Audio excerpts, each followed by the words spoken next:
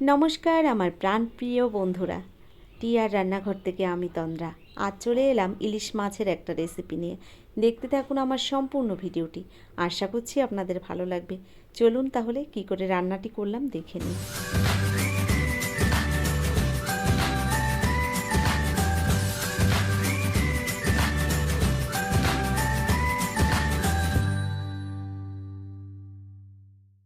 বন্ধুরা, আজ তৈরি করব বেগুন দিয়ে ইলিশ মাছের ঝাল।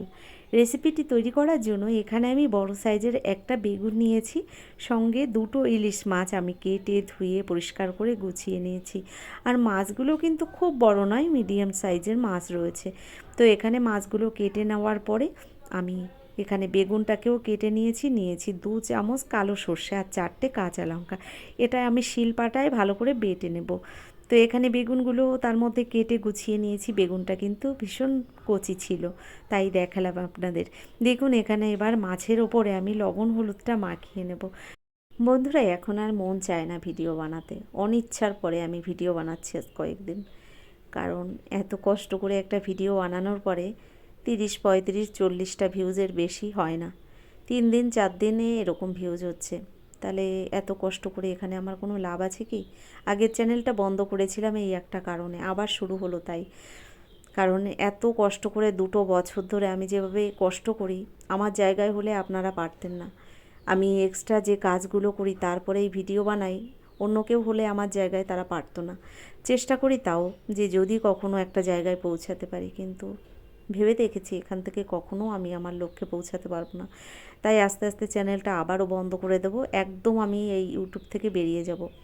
কারণ সবার পেছনে আমি টাইম দেব, আর আমার পেছনে কিন্তু তারা কখনোই টাইম দেয় না ঠিকঠাক, আমি দেখছি। তাহলে আমার এরকম অবস্থা হতো না।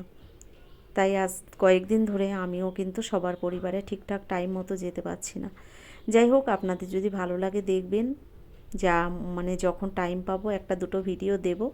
1 বছর পর্যন্ত এভাবে চলবে, তারপরে আস্তে আস্তে বন্ধ করে দেবো চ্যানেলটা। কারণ এখানে খেটে প্রচুর কষ্ট করতে হয়, আর তারপরে আমি মনিটাইজেশন করার পরেই যে আমার চ্যানেল দাঁড়িয়ে গেল তা নয় কিন্তু। এখান থেকে ইনকাম করতে হলেও অনেক ঝামেলা আছে, আমার দ্বারাই হবে না সেটা। যে কারণে মনটাকে শক্ত করে নিয়েছি, আমি আর পারছি না, আর হবেও না আমার দ্বারাই। আপনারা এগিয়ে যান, আপনাদের সফলতা কামনা করি, এটাই কথা। এখানে দেখুন সর্ষে আর লঙ্কাটাকে আমি সুন্দর করে বেটে নিয়েছি। একটা ছাঁকনির মধ্যে একটু জল দিয়ে আমি এই সর্ষে থেকে জলটাকে আলাদা করে নিয়েছি। কড়াইটা গরম বসিয়ে দিয়েছি, আর ইলিশ মাছ মানেই সর্ষের তেল। আমি এখানে আমার পরিমাণ মতো সর্ষের তেল গরম বসিয়ে দিয়েছি কড়াইয়ের মধ্যে। তেলটা বেশ সুন্দর গরম হয়ে গেছে। এবার এক এক করে মাছগুলো দিয়ে দিচ্ছি তেলের মধ্যে। তবে ইলিশ মাছ খুব একটা বেশি ভাজার দরকার নেই, হালকা একটু এপিট ওপিট আমি ভেজে নিয়েই নামিয়ে নেব। তো এরকম হালকা করে ইলিশ মাছ ভেজে রান্না করলে কিন্তু ইলিশ মাছের স্বাদটা ঠিকঠাক থাকে। তো এইভাবে উল্টে পাল্টে আমি ইলিশ মাছটাকে একটু ভেজে নামিয়ে নেব। অনেকে অনেক রকমভাবেই রান্না করে থাকে, তবে আমরা না ইলিশ মাছের মধ্যে কখনো পেঁয়াজ রসুন ব্যবহার করি না। ইলিশ মাছ আমরা পেঁয়াজ রসুন ছাড়াই রান্না করি, কারণ ইলিশ মাছের আলাদা একটা স্বাদ আছে, সেই স্বাদটা কিন্তু থাকে না। যাই হোক, এখানে ইলিশ মাছগুলো আমি এভাবে একটু উল্টে পাল্টে নেড়েচেড়ে ভেজে নিয়ে নামিয়ে নেব। তো বন্ধুরা, এখানে আমি যে রান্নাটি আজ করছি এটা নতুন কোনো রান্না নয়, অনেকেই আপনারা জানেন রান্না করতে। আর আমার থেকে অনেক ভালো ভালো রান্নার কুকিং চ্যানেল রয়েছে, তারা অনেক ভালো করেই রান্না করতে পারে, আমি অত ভালো পারি না। তার মধ্যে আমি যেরকম রান্না করেছি বাড়িতে সেটাই আপনাদের সঙ্গে শেয়ার করলাম। ইলিশ মাছগুলো এভাবে ভেজে আমি নামিয়ে নেওয়ার পরে বাকি যে ইলিশ মাছগুলো রয়েছে, বাকি মাছগুলো একইভাবে আমি ভেজে নিচ্ছি।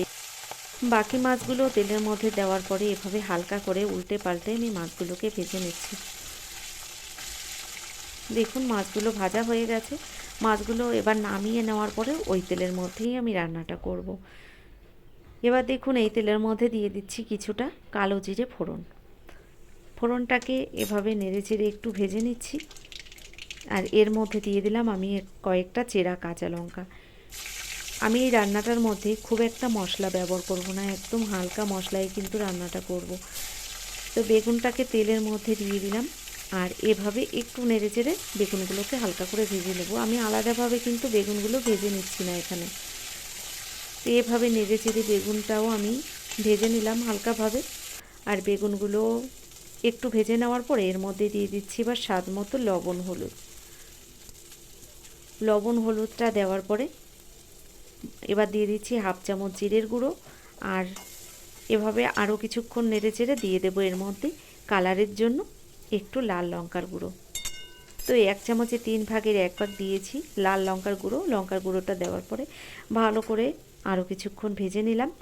এবার দিয়ে দিলাম ছেঁকে রাখা জলটা। দেখুন সর্ষে আর লঙ্কাটা বেটে যে জলটা রেখেছিলাম আলাদা করে, সেই জলটাই দিয়ে দিলাম এই বেগুনের মধ্যে। ভালো করে জলটাকে মিশিয়ে নিলাম। আর এভাবে মিশিয়ে নেওয়ার পরে আমি মাছগুলোও দিয়ে দেবো ওই বেগুনের মধ্যে।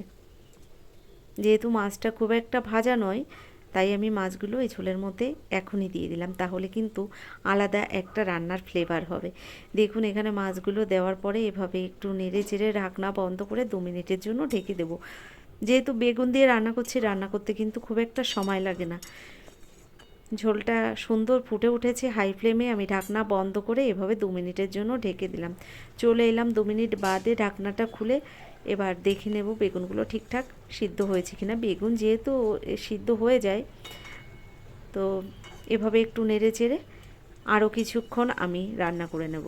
তো হাই ফ্লেমে গ্যাসের ফ্লেমটা রেখেছি আর এভাবে আরও কিছুক্ষণ রান্না করে নিয়েছি। আস্তে আস্তে দেখুন রান্নাটা প্রায় আমার হয়ে গেছে। আর কোনো রকম মশলা কিন্তু এখানে আমি ব্যবহার করলাম না। তো গ্যাসটা এবার বন্ধ করে দেব আর স্টিমে আরও 2 মিনিট রেখে দেব। দেখলেন তো কত ঝটাপট হয়ে যায় এই রান্নাটি। খেতে কিন্তু অপূর্ব হয় গরম গরম ভাতের সঙ্গে। তো বন্ধুরা আজকের মতো এই পর্যন্ত। কেমন লাগলো ভিডিওটি অবশ্যই জানাবেন। যদি ভালো লাগে তাহলে একটা লাইক দিয়ে দিতে পারেন, আর ভালো না লাগলে দেওয়ার দরকার নেই। ঢাকনা বন্ধ করে 2 মিনিট রেখে দিলাম। 2 মিনিট বাদে ঢাকনাটা খুলে দেখালাম, ঠিক এরকমই হয়েছিল রান্নাটি। তো দেখুন তৈরি হয়ে গেল আমার ইলিশ বেগুনের ঝাল। খুব অল্প টাইমের মধ্যে রান্নাটা হয়, খেতে হয় অপূর্ব। ইলিশ মাছ তো সবারই ভীষণ প্রিয় একটা মাছ। আর ইলিশ মাছের নিজের একটা আলাদা স্বাদ রয়েছে। এখানে কিন্তু কোনো মশলা না দিলেও ইলিশ মাছ খেতে দারুণ লাগে। তো বন্ধুরা আজকের মতো এই পর্যন্তই। যদি ভালো লাগে পরে আবার ভিডিও দেব, ভালো না লাগলে আর দেব না। আপনারা সবাই ভালো থাকবেন, সুস্থ থাকবেন। ধন্যবাদ এতক্ষণ ধরে আমার এই ভিডিওটা দেখার জন্য। আপনাদের সবাইকে জানাই অসংখ্য ধন্যবাদ।